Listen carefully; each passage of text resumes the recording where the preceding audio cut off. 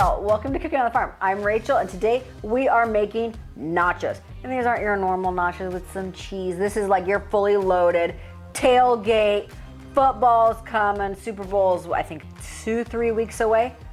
I'm getting ready, guys. We're starting now because we're hungry and let's get going. All right, come on in, let's check out our ingredients. You're gonna need hamburger, you're gonna need some sort of a bean, some guac, cheese, salsa, and your toppings. We've got some onions, olives, jalapenos, cilantro, tomatoes, and of course, the piece de resistance.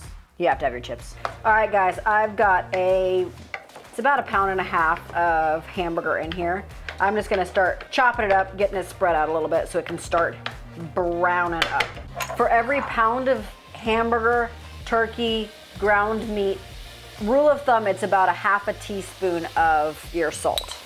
And I'm gonna do a touch extra because it's a little bit over 1 pound. And we like a lot of pepper, so I'm gonna do probably 1/4 to 1/2 teaspoon. And I have several different kinds of chili. This is a chili blend. I'm doing 1/2 teaspoon of that. A good 1/2 teaspoon of cumin. Love cumin. And put your spices in while your meat is browning still, because they will bloom in the oil. And this is ancho chili. I'm just putting a few little shakes in there, and probably about 1/2 teaspoon, full teaspoon. We like onion. And then just keep chopping this up. It has cooked enough, it's not brown yet, but it's cooked enough that I can taste it. So I am actually gonna add another teaspoon of my chili mix and a few more dashes of my ancho chili. It just didn't have the something, you know? Like, you could tell it was Mexican, but not 100%. The cumin was perfect though. So I'm just adding a touch more of everything, except for cumin. All right, so I wanna get these spices about 30 seconds or so to bloom. You can see there's some like brown bits. That's what browned meat looks like. This right here, that is not considered browned meat. That right there is considered your browned meat. And you don't want it crispy brown, you just want some color on everybody. Okay, so I have a good layer of chips here, okay? And this is gonna be for about 4 or 5 people for a meal, or if you're tailgating, watching whatever sport, you know, they can eat off this, eat off something else. Anyway, you can check out our other tailgate videos and combine all of it. Oh man, we did that last year for Super Bowl. I don't even remember the game, I remember the food. That's all I remember. So I'm just gonna sprinkle my meat over this entire thing. All right, and I'm one of these people, if it doesn't have stuff on every chip, it kind of bothers me. So we have one of our kiddos who can't have corn. I found these really good chips that are, I'll grab the bag because they are super delicious. From the ground up, grain-free cauliflower tortilla chips, and these are the nacho flavored. We've had the salt, I think it was just salt, the sea salt flavor. I wasn't a big fan of those. These ones smell nasty, but they are so delicious. So if you have someone in your family with a corn allergy, I highly recommend these. Not sponsored, just stating. After you get your meat on, you're gonna grab your beans. I only have white beans today. Normally I do black beans or kidney beans. Anyway, whatever bean you want. If you don't have like whole beans like these, use refried beans. Just dollop it everywhere. I'm gonna do a light layer of onions. I realized after I put all my beans on, I normally do 2 layers. So I shredded this cheese myself. I do know that there is no cornstarch in it or corn flour or anything like that to keep the cheese separate. Get a little layer of cheese, grated. Give every chip a little love here. You don't want any chip to feel left out. All right, so I'm just gonna kind of drip this a little bit all over the place. This is the jalapeno cheese. It doesn't have a super amount of spice. It just has like a really good kind of a rounded flavor. A light layer of jalapenos here. I am going to sprinkle again a thin layer. Don't stack your chips too much. One thing I hate is if you pull a chip out and it looks perfect and then all the chips underneath it are like, have nothing on them.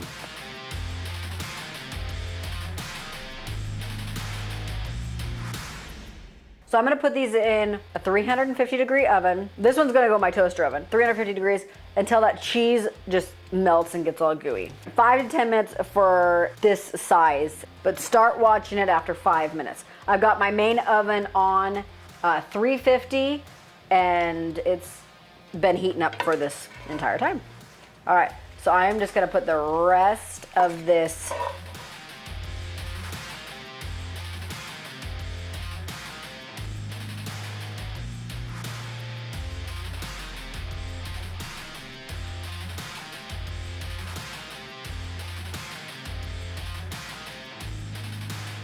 This is gonna go into a 350 degree oven. Again, 5 to 10 minutes. I'm gonna watch the cheeses melt. I am a lover of cilantro. I know some people say it tastes like soap. I think it tastes amazing. I have eaten it just plain. I've browned it up in some butter with steak. Like, I love cilantro. All right, jalapenos, last little bit, some olives. And so when you have a big one like this, I dress it up like this, and then for people who may not like guacamole or something like that, I will leave it on the side and let them, I'll show you how I dish it up.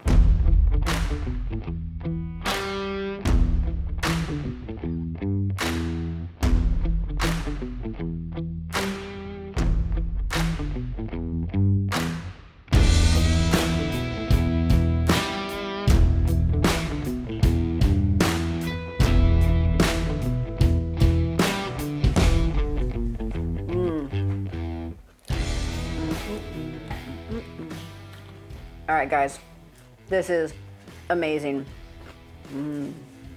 We're gonna sit down. We're gonna have lunch. I hope you guys try this out. Let me know what you're putting on your nachos, what you're not gonna put on your nachos. We'll talk to you next time on the farm. Bye, guys. God bless. It's about me. It's all about me. Want to talk about? I want to talk about. Number one, Actually, no it's about the money. food, What? What I think? Well, they're not here for me. You forgot to mention our other tailgate food that we've done. I'll talk about it in a minute. Okay, can I get started? I didn't drop anything else. Nope, just kidding. There you go.